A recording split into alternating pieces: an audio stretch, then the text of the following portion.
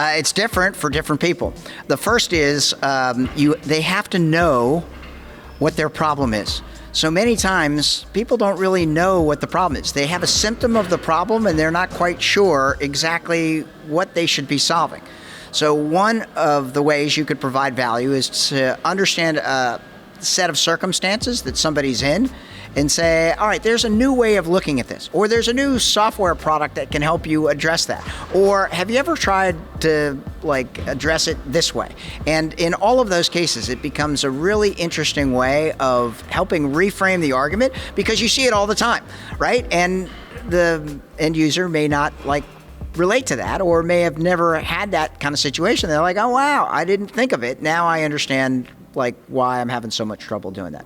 Further on down, they may know what the problem is, but they don't know what the options are to solve it. Then you're like, okay, there's a variety of ways that you can address this problem. Here's a few.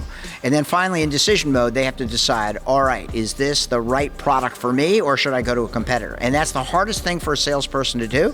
Salesperson has to diagnose as a professional whether it's a good fit or not. And then they have to say, yes, it's a good fit, and this is why. Or they have to say, no, you should go to a competitor. And that is hard. In the book that I wrote, The Inbound Organization, there's a whole chapter, page 26, about somebody who was ready to buy. The salesperson wouldn't take their money. They said, no, you would not be happy. You've got to go find another solution. The customer, the prospect was pissed. And then they went off and bought something else. It didn't turn out very good. They tried something else. Didn't turn out very good. They came back a third time. They were ready to buy. They consummated the purchase, and everything was happily ever after.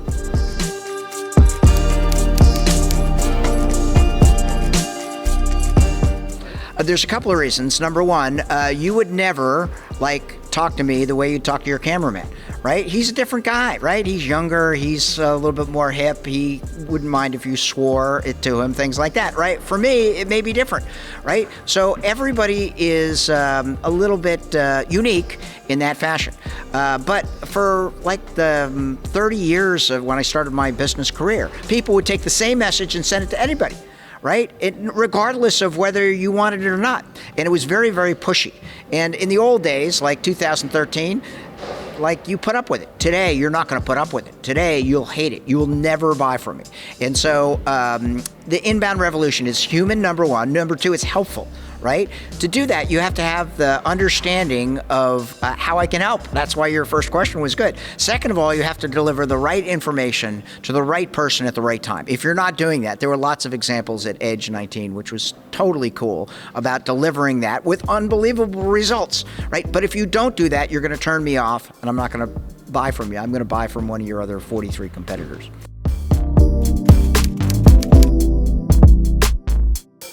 Everything is marketing. Marketing is a great time to be a marketer in 2019. Marketer is brand. Marketing is lead gen. Marketing is sales enablement. Marketing is customer enablement. Marketing is marketing to your clients. It's field marketing. It's everything, right? And you're seeing more and more CEOs wake up to the fact that it's not just establishing the brand and keep them in the corner. You're seeing more headcount going to marketing. You're seeing more of the revenue attributed to the campaigns that our marketing is running, and you're seeing more CEOs promoted to, or marketers promoted to CEO because it's such a critical function in today's business.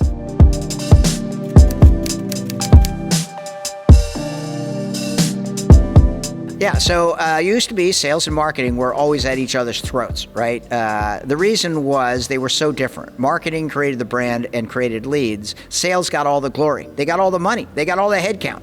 So the equation now is a little bit different, where they're equally important in regard to generating revenue, right? The statistic that we typically use is that most consumers want to go through between 65 and 99% of the sales process before talking to a salesperson. If you're going to buy a car, at least in North America, you print out the Kelley Blue Book price, you go into a salesperson and say, meet this price or I'm going someplace else, right? If you have going to buy anything of any value, you're researching it first, right? And so marketers play a key role in educating in that awareness, in building trust, in showing product offerings, in educating that consumer. Salesperson is a little bit more transactional. They say that over the next 18 months, 1 million sales jobs will be lost, right? Many of those will move to marketing slots because the headcount is more valuable in creating opportunities at the top of the funnel than at the end.